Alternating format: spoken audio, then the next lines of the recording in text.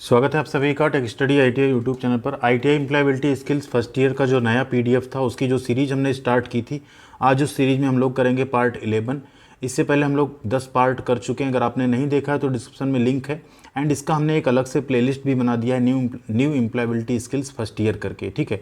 तो वहाँ से आप लोग जाके सारे पार्ट हमने उस प्लेलिस्ट में ऐड कर दिए हैं, वहाँ से आप देख सकते हैं। सेम इसी तरीके से फर्स्ट ईयर वर्कशॉप कैलकुलेशन और फर्स्ट ईयर का जो और ट्रेड थ्योरी उसकी भी प्लेलिस्ट है, आप डिस्क्रिप्शन में सारी लिंक जाके चेकआउट कर सकते हैं। चैनल पर नए हैं तो आपसे रिक्वेस्ट होगी सब्सक्राइब कर लीजिएगा चैनल को, साथ में इस तरह से बेल आइकन को हिट कीजिएगा जिससे आने वाले सारे वीडियोज़ और अपडेट आपको रेगुलर बेसिस पे मिलते रहें। एंड ये सभी एक वर्षीय और सभी फर्स्ट ईयर ट्रेड के लिए रहेगा। इसमें जो मॉड्यूल है आपका मॉड्यूल नंबर 4 एंटरप्रेन्योरशिप, जिसे उद्यमिता कहते हैं या उद्यम, ठीक है, उसके सारे क्वेश्चंस रहेंगे। ठीक, यहाँ पे अगर हम बात करें आपको, इसीलिए हम हर मॉड्यूल एक बार दिखा देते हैं किस मॉड्यूल में कितने आपके क्वेश्चंस हैं। तो ये 3 मॉड्यूल हम लोग पूरा कंप्लीट कर चुके हैं, ठीक है। इसका 25 क्वेश्चंस कर चुके थे, आज 26 से लेके 50 तक का करेंगे। एंड अगले में हमें इन दोनों को कवर करेंगे, ठीक है। इस तरह से आपका लगभग 50% हम लोग पास कर चुके हैं, बस 50% से कम ही आपका और बचा हुआ है क्वेश्चंस, जिससे आपका पूरा ये 505 क्वेश्चन कंप्लीट हो जाएगा। एंड आप लोग अपने एग्जाम में आसानी से, हमारा तो टारगेट यही कि आप लोग 25 में 25 क्वेश्चन इस बार सही करके आएँ। ज़्यादा से ज़्यादा वीडियो को लाइक और शेयर करें जिससे सभी तक ये वीडियो पहुँचे और आप लोगों के अच्छे नंबर स्कोर हों। आइए स्टार्ट करते हैं। साथ में जैसे सारे पार्ट खत्म होंगे आपको हिंदी इंग्लिश का मिक्स जो पीडीएफ है आपको पूरा एक साथ मर्ज करके take study ITI Telegram channel है, डिस्क्रिप्शन में उसका भी लिंक है, वहाँ पर हम आपको प्रोवाइड कर देंगे जिससे आप आसानी से इससे स्टडी कर पाएँ। एंटरप्रेन्योरशिप में क्वेश्चन नंबर 26 से स्टार्ट करेंगे, ठीक है। Which is the important scale to improve business idea. व्यावसायिक विचारों को बेहतर बनाने के लिए महत्वपूर्ण पैमाना कौन सा, यानी स्केल कौन सी है। कोई आपके मन में बिजनेस आइडिया, उसको अगर इम्प्रूव करना है, सबसे इंपॉर्टेंट स्केल क्या होती है उसमें, कस्टमर यानी ग्राहक, कंपटीटर एंड टेक्नोलॉजी आपके प्रतियोगी और टेक्नोलॉजी यानी प्रौद्योगिकी, funds and government scheme fund और सरकारी योजनाएं, या ऑल ऑफ द अबव। तो किसी भी बिजनेस आइडिया को अगर देखिए, बिजनेस जो आपको करना है उसका एंड यूजर कौन होगा, कस्टमर होगा। आप कोई प्रोडक्ट बनाएंगे, उसको अगर कोई कस्टमर खरीदता नहीं है तो फिर आपका बिजनेस कभी भी इंप्रूव नहीं होगा और फेल होगा, ठीक है। सेम आपका उसमें कंपटीटर कौन कौन है, आप टेक्नोलॉजी कैसी ले रहे हो, ऐसा नहीं आपका कंपटीटर आपसे ज़्यादा आगे हो, उसके पास लेटेस्ट टेक्नोलॉजी, आप पुराने में शुरू कर रहे हो, तो फिर बहुत मुश्किल होगा उससे कंपटीशन कर पाना। और इसी तरह से फंड और गवर्नमेंट स्कीम के तहत आपको कुछ छूट मिल रही हो, कुछ फ़ायदे मिल रहे हो, तो बिज़नेस को आगे ले जाना काफ़ी आसान हो जाता है। तो ये सब यहाँ पे क्या हो जाएगा, ऑल ऑफ द अबव सही हो जाएगा आपका। अगला क्वेश्चन यहाँ पे, the full form of NIC is. NIC का आपको फुल फॉर्म बताना है। तो ये क्वेश्चंस के ऑप्शन आपको हिंदी में नहीं मिलेंगे, इसलिए हमने भी नहीं रखा है। Net interest cost, national institute of corruption, need interest and concern, या न्यूज़ इंटरेस्ट एंड कम्युनिकेशन। तो एनआईसी का फुल फॉर्म होता है एंटरप्रेन्योरशिप के टर्म में नीड इंटरेस्ट एंड कंसर्न, या नीड इंटरेस्ट और कंसर्न, ठीक है। अगला क्वेश्चन है, what the full form of UVP. UVP का पूरा फुल फॉर्म क्या है, utilize value product, unique value proposition, under value price, या यूनिक वैल्यू प्राइस। यहाँ पे आपका राइट आंसर होता है यूनिक वैल्यू प्रपोजिशन, ठीक है। ध्यान दीजिए, एक्चुअल में यूवीपी या इसी को एक बार यूएसपी भी कहते हैं। इसका पर्पज़ ये होता है कि आप जब भी कोई आप प्रोडक्ट बना रहे हैं या कुछ कर रहे हैं, ठीक है, उस केस में क्या होता है, आपके कस्टमर की नीड क्या है, केयर क्या है, उसके बारे में आपको ध्यान देना होगा। देन आपका what you do really well, आप अच्छा उसमें और क्या कर सकते हैं। And what your competition does really well, मतलब आपका जो कंपटीटर है वो अच्छा क्या कर रहा है, उन सब चीज़ों का इसमें रोल होता है, ठीक। इन सारी चीज़ों से मिलकर आपका एक बनता है यूनिक वैल्यू प्रपोजिशन। जो आपका प्रोडक्ट होता है उसकी एक्चुअल में क्या यूज है, क्या वैल्यू है, कस्टमर को वो अपनी वैल्यू को फुलफ़िल कर रहा है कि नहीं, उसी को बोलते हैं यूवीपी, ठीक है। अगला क्वेश्चन है 29। उससे पहले आपसे रिक्वेस्ट होगी, आप लोग लाइक बटन को प्रेस नहीं करते हैं तो प्लीज़, अगर वीडियो आप वॉच कर रहे हैं तो लाइक बटन को प्रेस कर दीजिएगा। अगर आपको हमारी मेहनत एंड कंटेंट अच्छे लगते हैं तो उसका आप लोग कमेंट सेक्शन में हमें बता भी सकते हैं। कुछ सुझाव हो आपका, कैसे इसको सही करना है, या आपको कैसा और चाहिए कंटेंट, तो भी आप ज़रूर कमेंट सेक्शन में हमें लिख सकते हैं, ठीक है। तो लाइक ज़रूर कर दिएगा वीडियो को। देखते हैं क्वेश्चन नंबर 29 क्या है। फीडबैक मीन्स, फीडबैक का अर्थ है, फीडबैक क्या होता है, आप कोई चीज़ करते हैं, मान लीजिए कोई काम आपने किया तो उससे सामने वाला आपको कुछ बताया, हाँ इस काम में ये चीज़ अच्छा था, या आपने कोई प्रोडक्ट सेल किया कस्टमर को, ठीक है, कस्टमर आपको बताया कि प्रोडक्ट अच्छा था, बुरा था, इसमें और क्या हो सकता है, उसे कहते हैं फीडबैक। एंड आज हम आप लोगों से एक फ़ीडबैक लेंगे। आप लोग फीडबैक दीजिए, जो एम्प्लॉयबिलिटी स्किल के सीरीज़ शुरू हुई है ये कैसी लग रही है आपको, ठीक है। ऑप्शन ए है यहाँ पे, सजेशन फॉर इम्प्रूवमेंट यानी सुधार के लिए सुझाव दिया जाए, उसको फीडबैक कहते हैं। अगला है things people like about the idea, मतलब लोगों का जो चीज़ें हैं, आपका जो आइडिया है उसे क्या पसंद किया लोगों ने, उसके बारे में। अगला है things people do not like about the idea, विचार के बारे में लोगों को चीज़ें जो हैं पसंद नहीं आई। या ऑल ऑफ द अबव यानी ऊपर के सभी। तो यहाँ पे राइट आंसर है ऊपर के सभी। जो लोगों को पसंद आए, जो लोगों को ना पसंद आए, जो सुधार के लिए सुझाव हो, उन तीनों को मिलाकर ही बनता है फीडबैक। तो सेम आपको भी क्या चीज़ पसंद आ रही है, क्या नहीं आ रही, या क्या अच्छा कर सकते हैं हम और इस चैनल पे, इस वीडियो में आप सभी के लिए, उसे आप लोग ज़रूर कमेंट सेक्शन में लिखिएगा, अच्छे से अपने विचार लिखिएगा। एंड हम देखेंगे कौन किसका मतलब फीडबैक देने का तरीका किसका इन तीनों चीज़ों को फुलफ़िल करता है। अगला क्वेश्चन है, क्वेश्चन नंबर 30 है, what does S in SMART stands for. Smart जो है इसमें एस का अर्थ क्या है। तो सबसे पहले बात करें स्मार्ट क्या है, उसके बाद आंसर तो आप लोग देख लीजिए स्पेसिफिक। स्मार्ट क्या है एक्चुअल में, बेसिकली स्मार्ट एक वर्ड है, जस्ट एंटरप्रेन्योरशिप में इसको रखा गया है, जिसमें एस का मतलब होता है स्पेसिफिक, ठीक है। एम का मतलब होता है मेजरेबल, जिसको हम मेज़र कर सकें, ठीक है। ए होता है अचीवेबल, आर होता है रिलेवेंट, एंड टी होता है टाइम बेस्ड। बेसिकली ये है कि आपने के दिमाग में कोई आइडिया आया, ठीक है, तो उसे हम कहते हैं स्मार्ट आइडिया होना चाहिए, मतलब किसी उद्यम को लगाने, किसी बिजनेस को करने का। तो उस स्मार्ट का तात्पर्य यही होता है कि वो स्पेसिफिक आइडिया एक ऐसा होना चाहिए कि उसमें आप क्लियर रहो कि यस आइडिया यही है, ठीक है। किसी प्रोडक्ट स्पेसिफिक होना चाहिए कुछ। मेजरेबल मतलब आप उसकी हर चीज़ें जो हैं मेजरेबल हों। आप जैसे जो प्रोडक्ट बनाने जा रहे हैं उसका पूरा प्रॉपर आपने रिकॉर्ड रखा हो, क्या क्या लगेगा, कैसे लगेगा, सब कुछ, मतलब उसको आप किसी को एक्सप्लेन कर सकें कि ऐसे इतना है। अचीवेबल मतलब उस टारगेट को, उस गोल को अचीव किया जा सके। रिलेवेंट मतलब वो रिलेवेंट होना चाहिए आपके लिए, सोसाइटी के लिए, पब्लिक के लिए, देश के लिए, सभी के लिए। एंड टाइम बेस्ड मतलब उसका एक सर्टेन आप टाइम फिक्स कर सकें कि इतना टाइम लगेगा इस गोल को अचीव करने में, इस टारगेट को अचीव करने में, उसी को कहा गया यहाँ पे स्मार्ट। तो एस फॉर हुआ specific, M for measurable, A for achievable, R for relevant, and T for time based. ये सारे क्वेश्चन आते जाएंगे। देखिए एम फॉर क्या हो गया आपका, मेजरेबल, ठीक है। इसके बाद आपका 32 क्वेश्चन में है, what does a in SMART stands for, action, achievable, ambitious या अवेयरनेस। क्या होगा आपका, अचीवेबल यानी जो प्राप्त किया जा सके, अचीवेबल हो, ऐसा नहीं कि आपने कोई गोल लिया, कोई टारगेट लिया जो कि इम्पॉसिबल है, ठीक है, तो वो चीज़ नहीं लेनी है। अब आर का क्या अर्थ है, what does R in SMART stands for. अभी हम लोगों ने पीछे देखा, आर का मतलब क्या है, रियलिस्टिक होना चाहिए वो, ऐसा नहीं कि आपने आंख बंद किया, कोई सपना देख लिया और उसको आपने टारगेट बना लिया अपना। वो रियलिस्टिक होना चाहिए, रियल होना चाहिए, उसे अचीव किया जा सके एंड एक सर्टेन टाइम में, ठीक है, ऐसा आपका गोल या टारगेट होना चाहिए। अगला क्वेश्चन है 34, what does T in smart stand for. T का अर्थ क्या है, थ्रेट, टाइमली, ट्रस्ट या टैलेंट। तो यहाँ पे वही है टाइमली, ठीक है, उसको टाइमली अचीव किया जा सके। ऐसा ना हो कि आपने कोई गोल ले लिया और अचीव करने में उसको 25 साल लगने वाले हैं, तो ऐसे गोल पे कोई आपको फंड नहीं देगा, कोई आपको प्रोत्साहित भी नहीं करेगा, ठीक है। नेक्स्ट है question 35, the 4 P's of a good sales pitch are, promise, picture, pitch and. एक 4 P होता है गुड सेल्स में, ठीक है। पिच का बेसिकली मतलब ये होता है कि आपका कोई प्रोडक्ट है तो उसके फ़ायदे, ठीक है, उसकी क्या खूबियाँ हैं, उसकी क्वालिटीज़ क्या हैं, उसका एक प्रेजेंटेशन अगर आप कस्टमर्स के सामने या एक प्रेजेंटेशन रखते हैं लोगों के सामने, उसे कहते हैं एक्चुअली प्रोडक्ट पिच या पिच करना। मतलब आपने अपने प्रोडक्ट की पिच की, अब कस्टमर्स उस पर फीडबैक देंगे या पसंद करेंगे, वो उन पे डिपेंड करता है। तो यहाँ पे जो 4 P है उसमें पहला होता है प्रॉमिस, दूसरा पिक्चर, तीसरा पिच एंड चौथा क्या होता है, प्रोडक्ट होता है, प्रूफ होता है, प्राइस या पब्लिक। तो एक्चुअल में चौथा होता है प्रूफ। देखिए सबसे पहले तो आप प्रॉमिस करेंगे हम ये हमारा प्रोडक्ट ये करेगा, फिर उसकी पिक्चर आप दिखाएंगे कि ऐसा है प्रोडक्ट, ऐसे ऐसे काम करेगा, पूरा उसके फ़ायदे नुकसान क्या क्या खासियत हो सब बताएंगे।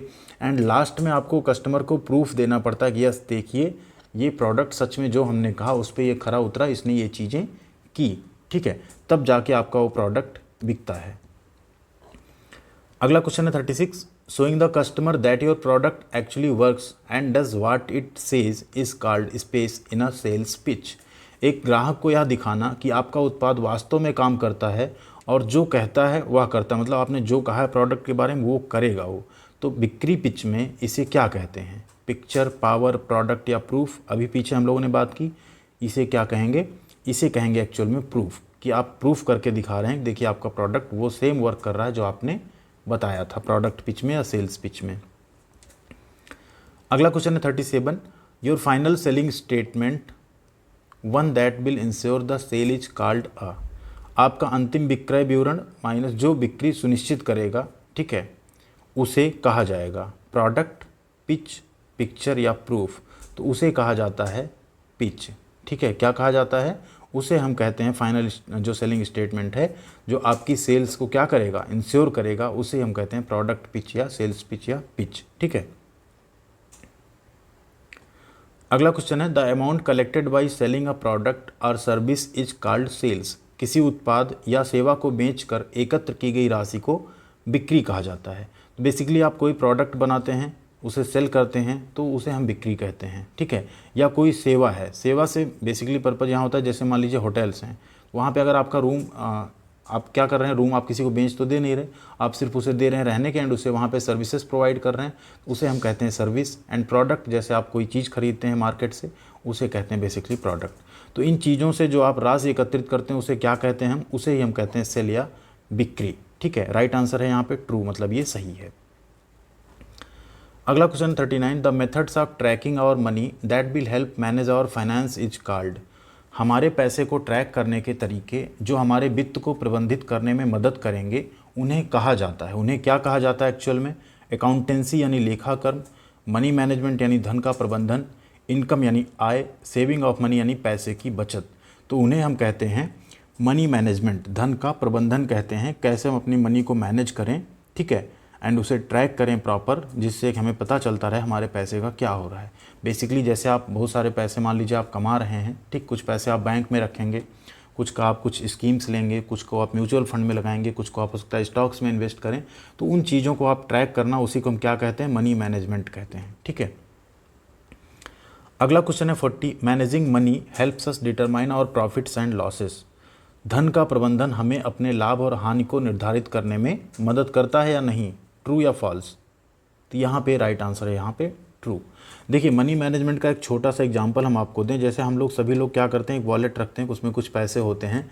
अगर आपको डेली शाम को पता है, आपसे कोई पूछे कि आपके वॉलेट में कितने पैसे हैं, एंड आप अगर उसको एक्यूरेट बता पा रहे हैं, हाँ हमारे पास वॉलेट में टोटल इतने पैसे हैं, तो मीन्स आपका मनी मैनेजमेंट अच्छा है। लेकिन हम में से बहुत लोगों के पास होता है हमें पता ही नहीं होता हमारे वॉलेट में कितने पैसे हैं, ठीक है। तो अगर इनिशियल आपकी ये आदत है कि आप ये चीज़ बता पा रहे हैं, तो आगे भी आपका मनी मैनेजमेंट अच्छा होगा, ऐसा माना जाता है। अगला क्वेश्चन है 41 space can be accounted for a business expenses. इसमें से किसको व्यावसायिक व्यय के रूप में हिसाब में लिया जा सकता है? रेंट यानी किराए को, इक्विपमेंट यानी उपकरण की कॉस्ट को, लेबर चार्ज यानी जो श्रम शुल्क आप दे रहे हैं, या ऊपर के सभी। तो बिजनेस एक्सपेंस में ये सभी आते हैं। आप रेंट देंगे, मान लीजिए बिजली का बिल भरेंगे, या हो सकता है आपकी जो प्रॉपर्टी है जिस पे आप बिजनेस खड़ा किए अपना वही रेंट पे हो, इक्विपमेंट्स खरीदेंगे, लेबर्स को आप सैलरी देंगे, वो सब कुछ आपका बिजनेस एक्सपेंस में ही आता है। अगला क्वेश्चन है 42 money management can help us understand and keep track of. Money management हमें समझने और ट्रैक रखने में मदद कर सकता है किस चीज़ की? मनी जो अवेलेबल है, उपलब्ध पैसे की, एक्सपेंडिचर इनक्योर्ड यानी व्यय किए हुए पैसे की, इनकम जनरेटेड यानी जो आय उत्पन्न हुई उसकी, या ऑल ऑफ द अबव की। तो मनी मैनेजमेंट हमें इन ऊपर की तीनों चीज़ों को ट्रैक करने में मदद करेगा। अगला क्वेश्चन है 43 विच of the following is not a part of money management. इनमें से कौन सा एक मनी मैनेजमेंट का हिस्सा नहीं है? मैन्युफैक्चरिंग यानी उत्पादन, लॉस यानी नुकसान, कैश अवेलेबल यानी नकद जो उपलब्ध है आपके पास, या प्रॉफिट यानी फ़ायदा। देखिए लॉस, प्रॉफिट, नकद उपलब्ध जो भी ये सारी चीज़ें आपके मनी मैनेजमेंट का हिस्सा हैं, बट मैन्युफैक्चरिंग आपका मनी मैनेजमेंट का हिस्सा नहीं है। अगला क्वेश्चन है Sheetal has a clothing retail business. She spends a total of ₹3000 for 20 tops. She sells 20 tops for ₹4500। Sheetal has made a. Sheetal का कपड़ों का क्या है, खुदरा कारोबार है। वो 20 टॉप खरीदती 3000 रुपये लगा के, और 4500 में 20 टॉप बेच देती है। तो सीधा सीधा क्या दिख रहा है यहाँ पे, शीतल ने क्या बनाया है, प्रॉफिट। और कितने का प्रॉफिट बनाया, 1500 रुपये का, ठीक है। तो यहाँ पे शीतल किस चीज़ में है, प्रॉफिट में है। अगर यही 3000 की चीज़ उसने 2500 में सेल की होती तो वो लॉस में रहती। क्वेश्चन नंबर 45 है what is the full form of COGS। COGS का फुल फॉर्म क्या है? तो बेसिकली COGS का फुल फॉर्म होता है आपका कॉस्ट ऑफ गुड्स सोल्ड। जो बेचे गए, गुड्स मीन्स क्या होता है, सामान, सोल्ड मीन्स बेचे गए, and cost means of cost. बेचे गए सामान का कॉस्ट कितना है, लागत कितनी, उसी को हम बोलते हैं COGS। फिर से अगला क्वेश्चन है the formula for COGS is, COGS का सूत्र क्या है यहाँ पे, टोटल सेल्स माइनस COGS कुल, ठीक है, कुल बिक्री minus COGS, money remaining plus sales यानी बचा हुआ पैसा प्लस बिक्री, total purchase minus inventory at the end of the month, कुल खरीदी माइनस महीने के अंत में इन्वेंट्री या ओपनिंग बैलेंस। तो देखिए इन्वेंट्री बेसिकली क्या होती है, जो लास्ट महीने के लास्ट में आपके पास इन्वेंट्री बची एंड कुल खरीदी कितनी हुई, तो वही आपका अगर COGS का फार्मूला आप निकालेंगे कॉस्ट ऑफ गुड्स सोल्ड तो निकल के आ जाएगा। ठीक है, इन्वेंट्री जितनी बची एंड टोटल आपने परचेज कितने का किया या कितना हुआ था उसको माइनस कर दीजिए, आपका ये आ जाएगा। ठीक है, अगला क्वेश्चन है 47 inventory value is, inventory value है टोटल सेल्स यानी पूरी बिक्री जो संपूर्ण बिक्री है, मनी रिमेनिंग यानी जो शेष पैसा बचा हुआ है, monetary value of unsold products बिना बिके उत्पादों का मौद्रिक मूल्य जो मॉनेटरी वैल्यू है, या amount spent on paying rent यानी किराया देने पर खर्च की गई राशि। तो बेसिकली इन्वेंट्री वैल्यू होती है monetary value of unsold product. एक आपको हम एग्जांपल देते हैं इन्वेंट्री का, मान लीजिए आप जो हैं 10 पेन खरीद के ले आए एंड मंथ के एंड तक आपने 8 पेन बेच दी, 2 पेन आपके पास बच गई। तो ये जो 2 पेन है ना, बिना बिके उत्पादों का मौद्रिक मूल्य, इसकी जो कॉस्ट है वही आपकी इन्वेंट्री है। मान लीजिए एक पेन आपको पड़ी थी 5 रुपये की, टोटल आपने 50 की पेन लाई, अब 5 रुपये 10 यानी 10 रुपये आपके पास क्या है, इन्वेंट्री वैल्यू है आपकी। जनरली कोई भी कंपनी अपने पास इन्वेंट्री वैल्यू नहीं रखना चाहती, इसीलिए आजकल आप बड़ी बड़ी कंपनीज़ को या स्कूल कॉलेजेस को देख रहे होंगे, वो बस खरीद सकते हैं फिर भी वो बस क्या करते हैं, रेंट पे लेके चलाते हैं, क्योंकि वो नहीं चाहते कि अपना पैसा वो बस में फंसा के एज ए इन्वेंट्री उसे रखें। ठीक है, अगला क्वेश्चन है 48 the techniques which one applies to promote goods और services and increase sales is called, वह तकनीक जो वस्तुओं या सेवाओं को बढ़ावा देने और बिक्री बढ़ाने के लिए लागू होती है कहलाती है। तकनीक क्या कहलाएगी, अगर आप वस्तु या सेवा को बढ़ावा देने और बिक्री बढ़ाने के लिए कुछ कर रहे हैं तो उस टेक्निक को हम कहते हैं मार्केटिंग टेक्निक। जिस प्रोडक्ट की आप देखे होंगे जितनी अच्छी मार्केटिंग होती है उसकी बिक्री उतनी ज़्यादा बढ़ जाती है। आप भी टीवी में, रेडियो में या फ्लैक्स प्रिंटिंग में बहुत जगहों पे आप बोर्ड देखते होंगे ना बहुत सारे प्रोडक्ट के, जैसे अमूल का आप एग्जांपल ले सकते हैं। ठीक है, अमूल के ऐड इतने आते हैं, अमूल दूध पीता इंडिया इस टाइप का, तो आप देखेंगे अमूल की बिक्री बाकी से काफ़ी हायर साइड रहती है। ठीक है, क्वेश्चन नंबर 49 है which of the following are methods of marketing, निम्नलिखित में से कौन सी मार्केटिंग विधि है। वर्ड ऑफ माउथ यानी मुंह की बात, मुंह से आप कोई बात करते हैं वही मार्केटिंग टेक्निक है। स्कीम्स एंड डिस्काउंट, योजनाएं हों और छूट हों। ठीक है, उसमें सोशल मीडिया पेज प्रमोशन हो, सोशल मीडिया के पेजेस पे आप प्रमोशन करें, या ऑल ऑफ द अबव ऊपर के सभी। तो मार्केटिंग यहाँ पे मेथड सारे हैं। जैसे वर्ड ऑफ माउथ की यहाँ बेसिकली बात करें, इसको आप छोड़ दें, तो हम अपने मुंह से भी जो है शब्द बोल के और सब करके मार्केटिंग कर सकते हैं। योजनाएं और छूट के बारे में मतलब कुछ स्कीम्स ला सकते हैं, प्रोडक्ट पे डिस्काउंट्स दे सकते हैं, उससे भी मार्केटिंग अच्छी हो जाती है। आज वहाँ पे इतनी छूट चल रही, चलो चलते हैं शॉपिंग करने। ठीक है, सोशल मीडिया पेज पे आप प्रमोशन करें, लोग वहाँ से देखेंगे फिर आएंगे उस चीज़ को परचेज करने। तो ये तीनों आपके यहाँ पे क्या है, मार्केटिंग की मेथड्स हैं। अगला क्वेश्चन है 50 sponsoring local events like cricket matches और Diwali celebrations is a marketing method. Last question आपके लिए है बोनस, शायद मैं लास्ट शुरुआत में बताना भूल गया था। आप लोग बोनस क्वेश्चन का आंसर कमेंट सेक्शन में ज़रूर कीजिएगा। यहाँ पे sponsoring local events like cricket match और Diwali celebrations is a marketing method मतलब क्या है, स्थानीय कार्यक्रम जैसे क्रिकेट मैच या दिवाली समारोह को आप क्या करें, प्रायोजित कर दें। तो क्या ये भी एक मार्केटिंग पद्धति है? तो बिल्कुल ये भी क्या है, एक मार्केटिंग पद्धति है। जैसे आप देखते होंगे IPL जब होता है तो उसमें बोलते हैं ना इसके प्रायोजक कौन कौन है, स्पॉन्सर्ड बाई फला फला फला, बहुत सारी कंपनियों के नाम देखते होंगे आप लोग, तो वो भी एक मार्केटिंग की टेक्निक है। अब आते हैं बोनस क्वेश्चन पे, काफ़ी इंपॉर्टेंट क्वेश्चन है, बहुत अच्छा क्वेश्चन है, पार्ट 10 का। What does a person need to succeed in entrepreneurship? एक व्यक्ति को उद्यमिता में सफल होने के लिए क्या चाहिए? मनी यानी पैसा, पावर यानी शक्ति, पॉलिटिक्स यानी राजनीति, या माइंडसेट यानी नज़रिया। जो भी राइट आंसर हो ABCD, साथ में आप ऑप्शन का जो डिटेल है वो भी लिखिएगा, कमेंट जरूर कीजिएगा, हम उस पर लाइक एंड रिप्लाई जरूर करेंगे। वीडियो अगर आपको पसंद आई, लाइक आपने कर दिया होगा, नहीं किया तो कर दीजिए, अपने दोस्तों के साथ अपने सभी ग्रुप्स में शेयर कीजिए, एंड चैनल को अभी तक हिट नहीं किया सब्सक्राइब बटन तो बिल्कुल हिट कीजिएगा, आपको इस चैनल पर रहने का कभी रिग्रेट नहीं होगा, ये मेरा प्रॉमिस है। And thank you very much, मिलते हैं अगली अपडेट के साथ अगले वीडियो में, तब तक बने रहिएगा चैनल पर।